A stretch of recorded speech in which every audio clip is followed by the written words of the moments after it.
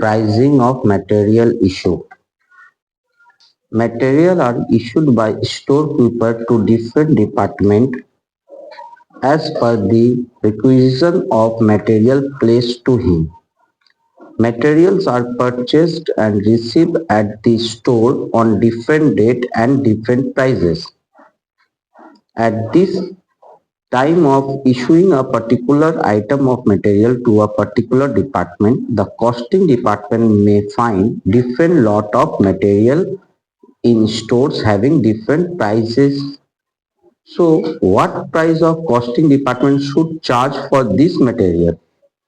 Pricing of material issue stands for charging a definite price by costing department for each item of material issued from stores by the storekeeper and recorded the same in the store ledger by the costing department. देखो pricing of material issue pricing of material issue হচ্ছে basically যখন আমরা store থেকে godown में जो भी माल रहता है, ठीक है, उसका जब हम लोग लॉट, बहुत सारा लॉट रहता है, 10 रुपया वाला माल 5 रुपया 7 रुपया 8 रुपया, अलग अलग डेट में अगर तुम खरीदोगे तो अलग अलग different different variety of rates मिलेगा। अब हो रहा है कि उसमें से कौन सा लॉट को कौन सा रेट में इश्यू करेंगे, इसका ही कैलकुलेशन करने को प्राइसिंग ऑफ मटेरियल हुआ जाता है। इस लाइन में से शॉर्ट क्वेश्चन में क्या होगा, इंपॉर्टेंट लाइन है कि कौन क्या इश्यू करता है। बोला है pricing material issue stands for charging a definite price. Pricing of material मतलब क्या होता है, चार्जिंग अ डेफिनेट प्राइस, एक प्राइस करो charge by costing department for each item of material issued by the store keeper. अच्छा, who issue materials, store keeper. कौन निकालता है माल, स्टोर कीपर कहा जाता है कि मटेरियल इश्यू करा are record the same in the store ledger by the costing department। अच्छा, स्टोर লেজারে রেকর্ডিং এর কাজ কি করে, কস্টিং ডিপার্টমেন্ট। এই দুটো শর্ট কোশ্চেনে এই দুটো আসতে পারে। Objective of pricing of material issue, material issue করার কি উদ্দেশ্য আছে, किस लिए तुम मटेरियल इश्यू कर रही हो। बोला है there are two main objective of material pricing. पहला, to charge the cost of material issue to production on a realistic and consistent basis. तुमको जो चीज इशू कर रहे हो, क्योंकि जो चीज यहाँ से ये गोडाउन है, स्टोर है, स्टोर से माल जो जाएगा वही प्रोडक्शन फैक्ट्री में जाता है। यहाँ कोई बिक्री नहीं होता, इसलिए देखो सेल वर्ड नहीं है, इशू वर्ड है। यहाँ से जो इशू होता है वो प्रोडक्शन में, वो मटेरियल प्रोडक्शन में इशू होता है। प्रोडक्ट का दाम जानने में, कॉस्ट जानने में हेल्प होता है, रियलिस्टिक दाम। Next, to provide a satisfactory basis of valuation of stock in hand on the closing date। और तुम्हारा ईयर के एंड में या मंथ के एंड में या जो भी है अपना लॉट के एंड में तुम्हारा इशू के बाद तुम्हारे पास कितना क्लोजिंग में बचा हुआ उसका वैल्यूएशन जानना इसके लिए काम में आता है। थर्ड है, the issue price of material should be based on actual cost. जो तुम्हारा इशू प्राइस है वो एक्चुअल कॉस्ट के बेसिस पे होगा। Fourth, to avoid unrealistic profit and loss in valuation of stock of material on closing day। मतलब ऐसा है कि ना कि दाम को तुम अनरियलिस्टिक, अगर तुम वैल्यूएशन नहीं करी तो जो दाम का माल नहीं है तुम्हारे पास, तुम उसका वैल्यूएशन कर बैठोगे। तो तुम यदि उसको सही तरीके से यदि प्राइसिंग की तो तुम्हारे पास आज के डेट में स्टोर में कितना रुपया का वैल्यूएशन का माल है ये तुमको पता चलेगा। ठीक है। नेक्स्ट है, व्हाट आर दी बेसिस, किसके बेसिस में प्राइसिंग ऑफ मटेरियल चार्ज करते हैं। तो बोला है there are different method of pricing of material issue. It is to be kept in the view of pricing of material issue will have an impact on the cost of production and valuation of closing stock। ठीक है, इस main दो चीज के ऊपर depend कर रहा है, कॉस्ट ऑफ प्रोडक्शन और वैल्यूएशन है। Every concern should take proper care in selecting a particular method of pricing, क्योंकि प्राइसिंग के ऊपर कॉस्ट ऑफ प्रोडक्शन यदि आगे पीछे हो गया तो तुमको अनरियलिस्टिक प्रॉफिट मिलेगा, कॉस्ट ऑफ प्रोडक्शन गलत हो गया तो तुमको कॉस्ट भी अनरियलिस्टिक ही मिलेगा। तो कॉस्ट ऑफ प्रोडक्शन, जो चीज बना रहे हो उसका कॉस्ट जानना सबसे इंपॉर्टेंट चीज होता है, क्योंकि नहीं तो तुम खुशी रहोगे। पुराना सोचो कि जो कभी तुम माल खरीदे थे, पुराना माल तुम खरीदे थे 5 रुपया में, आज वही माल का दाम 15 रुपया हो गया, तुम 5 रुपए वाला माल कोई वैल्यूएशन करके बैठे हो तो तुमको लग रहा है 50 रुपए में 10 बनाए हो तो 50 रुपए में बन गया, ऐसा नहीं है। आज उसका 15 रुपए दाम है तो उसको 3 से मल्टीप्लाई करो तो 150 रुपया उसका कॉस्ट बनता है। तो 150 का चीज तुम 200 में बेचोगी, वो प्रॉफिटेबल को तुम क्या सोच रही हो, 5 रुपया इंटू 10, 50 रुपया चीज 200 में बेची, तो तुम तो अपना प्रॉफिट 100 रुपए से गलत दिखा रही हो। ध्यान से, तो रियलिस्टिक प्रॉफिट जानना है तो तुमको वो इसके लिए तुमको प्राइसिंग ऑफ मटेरियल करना पड़ता है। तो ये बहुत इम्पैक्ट करता है कॉस्ट ऑफ प्रोडक्शन। জিনিসটা যেটা তৈরি করছে তার কত দাম আছে সেটা জানা গেলে আর ক্লোজিং এ কত মাল তোমার কাছে রয়ে গেছে সেটা জানবে। The issue price should present the current market price as far as possible। क्या बोला, इशू प्राइस से जो भी दाम तुम जो भी माल इशू करो ना उससे करंट मार्केट प्राइस का यदि दिख रहा है तो जाके अच्छा होता है। दूसरा, the price should be so charge that purchase cost of material can be recovered from customer through sale of finish goods. जैसे हम तुम लोग को बता रहे, इसमें दो सिचुएशन होता है। एक होता है जब माल का दाम घटते रहता है, मटेरियल सस्ता होता है, उसको बोलते हैं डिफ्लेशन। जब मटेरियल का प्राइस कंटिन्यूअसली डिक्रीज करते हैं तो उसको बोलते हैं डिफ्लेशन। और एक होता है इन्फ्लेशन, जब मटेरियल का दाम बढ़ते रहता है।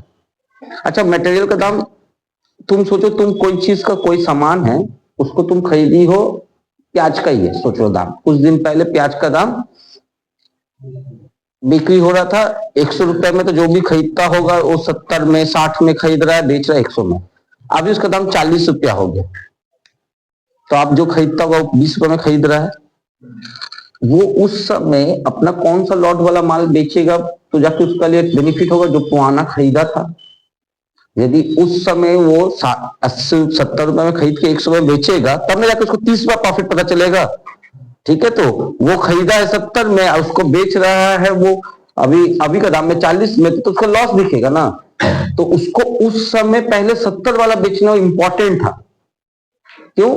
जब भी इन्फ्लेशन होता, डिफ्लेशन हुआ, पहले तो इन्फ्लेशन महंगाई, जब वो 50 का माल खरीदा था फिर 60 का खरीदा, फिर दाम और बड़ा 70 का खरीदा, तो उसका पहला काम है भाई जो दामी माल खरीदे उसको पहले हटाओ, যে বেশি দামে যেটা কিনেছি সেটা সরিয়ে দাও। কেন? তারপরে মার্কেটে যখন ধারণ করে পড়বে মার্কেট, কম রেটে মাল বিক্রি হবে, তখন তোমার জন্য ওটা লস ক্রিएट করবে। तो इसलिए जब भी इन्फ्लेशन होता है, दाम बढ़ते रहता है, तो लीफो मेथड यूज होता है। क्या होता है? क्यों? लीफो का होता है लेटेस्ट या लास्ट इन फर्स्ट आउट। तो लास्ट को लेटेस्ट भी बोल सकते हो, लेटेस्ट दाम। लास्ट इन फर्स्ट आउट जो है, तुम जो इश्यू करोगे वो लेटेस्ट प्राइस मिलेगा तुमको। सोचो हम दाम 50 रुपए था, 60 रुपए में खरीदे, फिर 70 रुपए में खरीदे। फीफो मेथड तो बोला कि 50 वालों को पहले इशू करो। अरे भाई तुम आज का डेट में खरीद रही हो 70 रुपए में और तुम कॉस्ट दिखा रही हो 50 रुपया, तो तुम्हारा प्रॉफिट तो गलत आएगा। आज का डेट में तुम कितना में बेच रही हो, कितना में खरीद रही हो? 70 रुपए में। तो लास्ट इन वाला, महंगाई बढ़ने से लास्ट इन। ठीक है, ठीक है, अपने को सफर नहीं करना है कॉस्ट से। ठीक है, तो क्योंकि आज का डेट में 100 रुपए में खरीद लेगा, 70 रुपए में कॉस्टिंग चल रहा तो 100 रुपए में प्याज उस समय खरीद लेता था। लेकिन जैसे ही प्याज का मार्केट में रेट कम जाएगा तो फिर वो आप 100 रुपए में नहीं बिक्री होगा। बात समझ में आया? इसलिए जब महंगाई बढ़ता है तो लास्ट इन फर्स्ट आउट, और जब डिफ्लेशन होता है, प्राइस कमते रहता है, पहले 100 रुपए का था, फिर 70 रुपए हो गया, फिर 50 रुपए हो गया, तब फीफो मेथड यूज करना कि पुराना माल महंगा था। ठीक है, तो बोला है the issue price should represent the current. Issue price हमेशा करंट मार्केट प्राइस को दिखाएगा। The price should be so charge that purchase cost of material can be recovered, मतलब रिकवर फ्रॉम कस्टमर। कस्टमर उस पैसे को देने के लिए राजी रहे, समझे? तो उस समय 70 का कॉस्टिंग चल रहा था तो आदमी उस समय 100 रुपए में खरीद लेता था। अभी कॉस्टिंग 30 रुपया 20 रुपया हो गया तो अब आदमी 40 रुपए में खरीदेगा। अब क्यों 100 रुपए में खरीदेगा? बात समझ में आया? The issue price should be determined in such a way that inventory value can be ascertained in a minor adjustment। माने तुम छोटा मोटा एडजस्टमेंट करोगे, क्लोजिंग स्टॉक तुम्हारा अच्छा से पता चल जाएगा।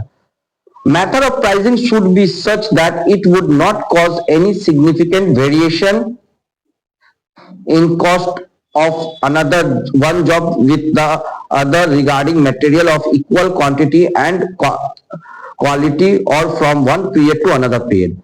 बोला है कि तुम प्राइसिंग ऑफ मटेरियल इस तरह से रखो कि it could not cause any significant variation, ज्यादा चेंजेस ना हो कि एक ही तरह का दो माल बन रहा है, एक का दाम बहुत हो गया, एक का दाम बहुत सस्ता हो गया, ऐसा नहीं होना चाहिए, इतना ह्यूज वेरिएशन नहीं होना चाहिए।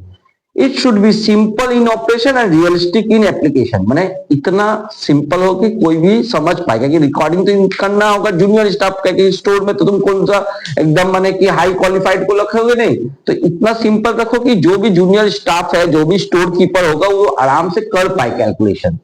समझ में आया? तो ये सब इसका फैक्टर्स है। फिर आता है methods of pricing of material. इसमें देखो कॉस्ट प्राइस मेथड के अंदर में आता है तुम्हारा स्पेसिफिक कॉस्ट या cost identification method, FIFO method, LIFO method, माने FIFO means first in first out, LIFO means last in first out. फिर आता है HIFO, highest in first out. फिर आता है NIFO, next in first out. और एक होता है बेस स्टॉक मेथड। ठीक है। एवरेज कॉस्ट मेथड में आता है simple average, weighted average, periodical simple average, periodic weighted average, movement simple average, moving weighted average. Market price method में replacement price method, realistic price method, basal price method, और दूसरा है last है notional price method में standard price method. हम लोग को क्या करना, हम लोग कितना दूर तक चलेंगे, हम लोग का चैप्टर में सीखना है। देखो नीचे में बोला है हम लोग डिस्कस सीख करना है FIFO, LIFO, simple average method and weighted average method. The rest are out of syllabus, माने ये हम लोग को नहीं सीखना, हम लोग सिर्फ सीखना है FIFO, LIFO, simple average, weighted average. ठीक है। FIFO, first in first out. In this method material are issued or are priced at the oldest cost listed on the stock ledger, जो पुराना माल है, oldest, जो पहले आया था। ठीक है। तो hence the price of first lot is charged to all issue till the stock last माने जब तक वो रहता है, लास्टिंग करता है, जब तक वो गोडाउन में है पुराना रेट का माल, तुम नया रेट का माल इश्यू नहीं कर सकते, पहले पुराना वाला खत्म होगा। अभी संस में जो दिखाए थे। ठीक है। तो उसी तरह then at the cost of material purchase and so on. In other word the issue are price in a chronological order of received price. ठीक है। तो क्या हो रहा है, क्रोनोलॉजिकल मींस होता है डेट वाइज। क्या होता है, डेट वाइज का। देखो हम लोग डेट को इंपॉर्टेंट देखने कि ये नहीं कि आगे पीछे डेट का तुम नहीं कर सकते, पूरा चीज ही गलत हो जाएगा सम्स में। अब आता है as a result closing stock will valued at latest price. अच्छा पुराना माल खत्म करते रहेंगे, खत्म कर देंगे, तो लास्ट में जो बचेगा वो कौन सा माल रहेगा, पुराना दाम वाला कि नया वाला? यानी फीफो मेथड में जो क्लोजिंग स्टॉक बचता है वो लेटेस्ट प्राइस वाला बचता है। फीफो मेथड है closing stock shows latest price. Are the issues of materials are oldest rate, पुराना रेट का माल इशू होता है, और क्लोजिंग स्टॉक में कौन सा माल बचा रहता है, लेटेस्ट प्राइस वाला। ये सब तुमको बनाना होगा आगे, एडवांटेज डिसएडवांटेज ये सब चीज में काम आएगा फीचर्स में। ठीक है। इसका यूज कब होगा वो सब एप्लीकेबिलिटी तुम्हारे यहां पर देखो इस समय है। देखो applicability of FIFO method, the material और गुड्स आर पेजेबल इन नेचर। ठीक है। तो पेजेबल नेचर का होगा तभी तुम ही इसको स्टॉक को कर सकते हो, तभी ना पुराना माल रहेगा। ठीक है। तो there are only moderate fluctuation in the price, बहुत ह्यूज फ्लैक्चुएशन नहीं है कि 5 रुपया फिर 8 रुपया फिर 25 रुपया फिर 5-4 रुपया, ऐसे फट फ्लैक्चुएशन नहीं हो रहा है, बहुत माइनर फ्लैक्चुएशन हो रहा है। ठीक है। The frequency of purchase is not large, माने बार बार इतना स्पीड में नहीं खरीद रहा है कि 1 तारीख को खरीदा, 2 तारीख को फिर खरीदा, फिर 3 तारीख को खरीदा, 5 तारीख को खरीदा, 6 तारीख को खरीदा, ऐसा नहीं हो रहा है। ठीक है। तो नॉट लार्ज, बार बार खरीदने से फिर इतना सारा रेट हो जाएगा ना, तो कंफ्यूज हो जाओगे। अभी देखो अभी कितना हो रहा है, बार बार फ्रीक्वेंसी, ये सम्स तुम लोग की तो बहुत सारा क्या था नहीं ना, परचेस 5, 10, 15 ऐसा करके चार्ट तो दिखाया, समझे। When inventory items do not move very fast, और इश्यू भी उतना स्पीड में नहीं हो रहा है, मतलब हर दिन ही इश्यू हो रहा है, हर दिन ही परचेस होगा, अगर ऐसा होगा तो ये मेथड एप्लीकेबल नहीं होगा। ठीक है। The lot of purchase of material to which the stock belongs can be easily identified, कौन सा किस रेट का माल है इसको भी इजीली तुम गोडाउन में आइडेंटिफाई कर पाओ तब ना, जिसमें आइडेंटिफिकेशन ही पॉसिबल नहीं है, उसमें रेट कैसे पता चलेगा? The size and cost of material are very large, ठीक है, तो कॉस्ट ऑफ मटेरियल और साइज जो है वो ज्यादा होना चाहिए। एडवांटेज क्या है? Simple, FIFO method is simple to understand and easy to operate. बहुत इजी है, जो फर्स्ट आया उसको फर्स्ट हटाओ, यही ना FIFO मेथड। नेक्स्ट क्या है? बोला है reasonable, it is logical method because it takes into consider the normal procedure of utilising first those materials which are received first. एकदम रियलिस्टिक बात बोल रहा है, जो पहले मारा है पहले उसको हटाओ, उसको जितना ज्यादा इनका क्यों रखेगा, ठीक है। तो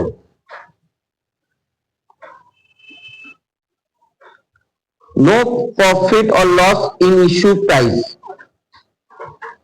बोला है material are charge to production at actual cost and thus no unrealistic profit और लॉस अराइजेस, ठीक है। जो इश्यू हो रहा है वो रियलिस्टिक प्राइस पे हो रहा है, तो इसमें क्या हो रहा है, कोई ऐसा नहीं, कोई ना कोई रियलिस्टिक प्राइस में क्या होता है, जो दाम में खरीदा होगा वही दाम ही ना, ठीक है। जैसे एवरेज कर देने से क्या होता है, एक नया दाम निकल आता है, जैसे सिंपल एवरेज या वेटेड एवरेज, तो इसमें क्या होगा, ये दोनों तीनों को जोड़ेगा, जोड़ के एक ऐसा एवरेज रेट दिखा, तो क्या वो रियलिस्टिक हुआ? इसमें जो भी इश्यू हो रहा है तो एक रियल वैल्यू है, जिसमें खरीदा गया तो वही रेट ही हो रहा है, समझ में आया? तो प्रॉफिट एंड लॉस भी रियलिस्टिक होगा। Reflection of current price in closing stock, closing stock में क्या हो रहा है, तुमको जो बचेगा जो माल वो करंट मार्केट प्राइस को शो करेगा। यूजफुल इन डिफ्लेशनरी कंडीशन, याद है ना, हम इन्फ्लेशन और डिफ्लेशन वर्ड बोल रहे थे। डिफ्लेशनरी मतलब होता है जब प्राइस हमेशा घटते रहेगा, यानी पुराना माल ज्यादा दाम का है, जितना ज्यादा दाम का माल तुम्हारा स्टॉक रहेगा उतनी तुम्हारे टेंशन रहेगा ना। तो जब डिफ्लेशनरी सिचुएशन होता है तो FIFO method is used when deflationary condition, in deflationary condition, ठीक है। तो ये बहुत इंपॉर्टेंट, ये भी लाइन को याद रखना है। 4 पॉइंट ही लिखने से हो जाए, 4-5 पॉइंट बता दिए तुम लोग को, ठीक है। नेक्स्ट आ रहा है लिमिटेशन। प्रॉब्लम क्या हो रहा है FIFO मेथड में? बोला है problem in special cases if number of purchase and issues are too many. देखो उसी का उल्टा लिख रहे हैं, वहां पर क्या होता है, कम होना चाहिए। एप्लीकेबिलिटी में क्या होता है, कम, तो ज्यादा होगा तो प्रॉब्लम होगा, बार बार इतना सारा रेट का माल आएगा तो तुमको खोजने में तकलीफ होगा। And the price of material very quickly fluctuated, बहुत जल्दी जल्दी रेट चेंज हो जा रहा है। It is very difficult to use FIFO method effectively because when the price fluctuate calculation become complicated, ठीक है। Next, problem of comparison in the fluctuation in price of material, comparison between one job to another job become difficult. और जब rate बार बार change हो रहा है तो एक job से दूसरा जॉब का कंपैरिजन करना, क्योंकि दोनों का रेट में, दोनों में माल अलग यूज हुआ होगा तो दोनों का प्रॉफिट अलग होगा, कॉस्टिंग अलग होगा, ठीक है। तो because one job started few minute later than the another job, ये बार बार लॉट का नया नया वैल्यूएशन हो रहा है, अब बार बार यूज हो रहा है, तो इसमें क्या होगा कि एक कुछ मिनट बाद हुआ उसका रेट अलग आ जाएगा। तो इस समय ये वाला मेथड ज्यादा यूजफुल नहीं है, ये इसका लिए डिसएडवांटेज है। थर्ड क्या बोला है, problem arises in case of return of material. The return of material issued by the department to the store is priced under this method at original cost at which these material are issued to the department, but on that date the market price of this material may be more or less than earlier issue। सोचो तुम 8 तारीख को, तुम 10 तारीख को issue की थी एक माल 10 और 11 रुपए का, उसको रिटर्न हो गया 24 तारीख को, तो 24 तारीख को तो रेट 11 रुपए 60 पैसा आ गया, जबकि तुम इश्यू समय की थी तब 10 रुपए था। तो अब तुम उस 10 रुपए माल फिर लिख रहे, आज के डेट में कोई चीज 10 रुपए मिल रहा है, तो वो बात ही बोल रहा है। फिर से लाइन को समझो, the return of material issued by a department to the store is price under this method at original cost. Normally original cost में ही जो दाम में था वही दाम में ही इश्यू होता है। At which this material issued to the department, but on the date of on that date the market price of this material may be more or less than earlier issue। जिस दिन issue किए थे और जिस दिन return हुआ उसमें या तो उससे ज्यादा हो सकता है अगर तुम्हारा इन्फ्लेशन चल रहा है, और अगर डिफ्लेशन चल रहा है तो उससे सस्ता हो जाएगा, तो भी तुम्हारे पास ज्यादा महंगा वाला माल रिटर्न में आ गया। क्लोजिंग स्टॉक में not indicator of market price.